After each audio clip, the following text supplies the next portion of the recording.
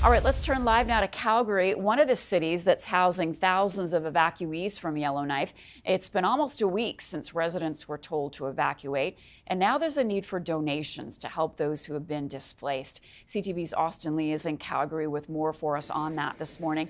Austin, good morning to you. Let's begin, though, by talking about the wildfire situation in the Northwest Territories this morning. People are waiting for any news on when evacuees might be able to go home. What are you learning?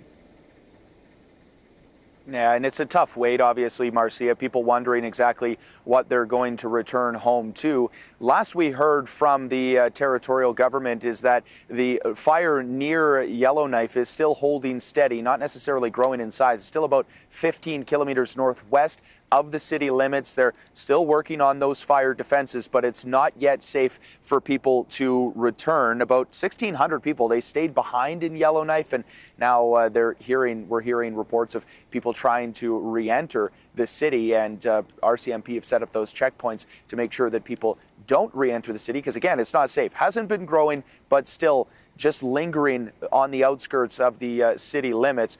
We're also hearing that right now there are 237 active wildfires in the Northwest Territories, none in the past 24 hours, which is some good news. That means that fire crews can maybe start to, later on this week as we move forward, go in and start to suppress some of these wildfires as opposed to just setting up those defenses.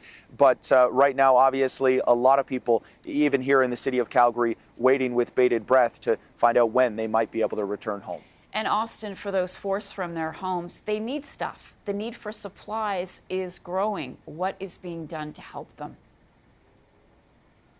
Yeah, absolutely, Marcia. The United Way of the Northwest Territories is the main organization that is providing financial support. They say they've received more than $900,000 in donations from Canadians from coast to coast. And we're actually hearing reports that they're waiting on the federal government to follow through with a promise that the feds made on June 5th to match those donations. And right now, officials with United Way of the Northwest Territories saying that their coffers are empty or nearly empty as they're trying to get as much financial support out to those who are impacted. So that is obviously a tough situation because, again, there's no real end in sight to this evacuation order as we enter day 6 for residents of Yellowknife.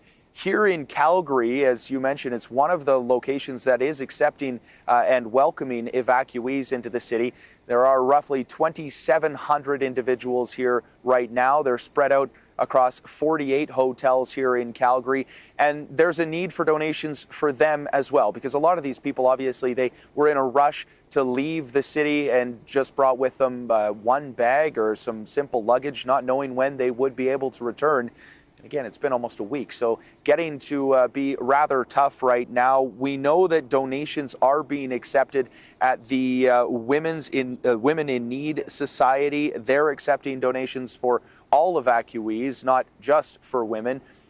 Things like clothing, toiletries, cash as well. There are 6 of those WINS thrift stores, that's Women in Need Society thrift stores here in the city of Calgary that are accepting donations. We have more information on our website as well for people that do want to help the evacuees, specifically here in Calgary. On our website, again, it's ctvcalgary.ca. Austin, thank you for all that. Really appreciate it. I'm thinking of when I saw Oprah helping out everybody in Maui. She went to the shelters, and the number one thing that people asked for was underwear.